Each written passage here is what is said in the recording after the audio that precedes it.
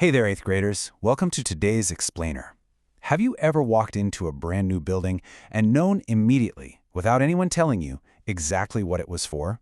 You know, a massive gymnasium with high ceilings and wooden floors feels completely different from a quiet, dimly lit library with those winding shelves. Well, the texts we read are built exactly the same way. Today, we're going to discover how the blueprint of a text reveals its true purpose. We're going to learn how to uncover exactly why an author built a piece of writing the way they did and what they ultimately want you to feel or know. Okay, let's jump right in. Let's zoom out for a second and look at the macro view of the universe. We know that God is a God of perfect order.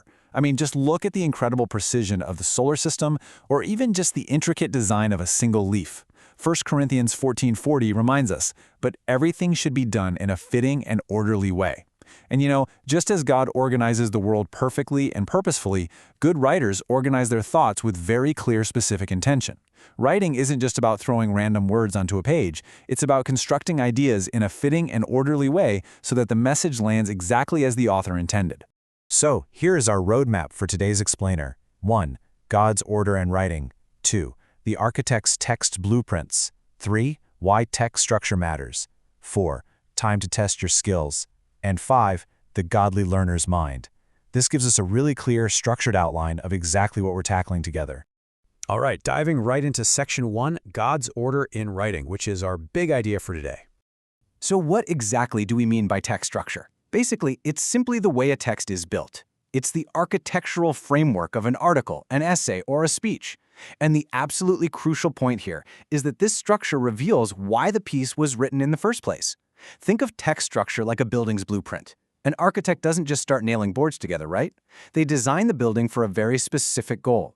If a writer wants to teach you a history lesson, they're going to use a completely different structure than if they're trying to convince you to buy a certain brand of sneakers. In writing, form always follows function. Moving right along to Section 2, the architect's text blueprints, where we'll look at some common structures. Our first major blueprint is chronological order. Just take a look at this timeline. If you were reading a biography about the amazing Rosa Parks, the author would most likely use a chronological structure. Why? Because their purpose is to help you logically follow her life journey, step by step. From her early life, to the famous bus boycott, through the broader civil rights movement, and finally to her lasting legacy. By arranging the events in the exact order they actually happened, the author makes sure that you, the reader, can easily track how one life event naturally led straight into the next. Now watch what happens when the goal changes. This is the cause and effect blueprint. Imagine you're reading an article on deforestation. The author isn't just telling a story anymore. They are trying to explain a harsh reality. So they start with the cause on the left side, cutting down trees. Then they directly link it to the effect on the right side, soil erosion and climate change. This specific structure perfectly supports a dual purpose. It informs you about the science while also persuading you that cutting down trees has severe real-world consequences. Let's see how this idea builds into another highly effective framework, the problem-solution structure. If a writer pens a blog post about food waste, their ultimate goal isn't just to make you feel bad about throwing away food. Their goal is action. So they build the text starting with the problem, establishing why food waste is a massive crisis. Then they quickly pivot to the solution, offering practical tips that you can actually use in your kitchen today. The structure itself is literally designed to push the reader from simply being aware of an issue directly into doing something about it. Okay, on to Section 3, why text structure matters, and specifically, the impact it has on you. So you might be wondering, why should we care about blueprints when we're just trying to get through a reading assignment? Well, because structure shapes how you actually experience a text. Step 1 is to actively recognize the structure in your mind as you read. Once you do that, you hit Step 2. You can actually predict what's coming next. If you see a cause, your brain automatically gets ready for an effect. And Step 3 is the ultimate payoff. Because your brain knew what to expect, you retain that information so much more effectively. You learn it faster, and you remember it longer. It's a real game changer. And this just brilliantly illustrates how recognizing patterns guides meaning. Notice the specific tools authors use. For instance, persuasive speeches might lean heavily on repetition to really hammer home a point. Informational articles, on the other hand, use bold headings and bullet points to help you easily scan and follow along. When you start spotting these patterns, it's like you're peeking behind the curtain of the author's craft. And the best part?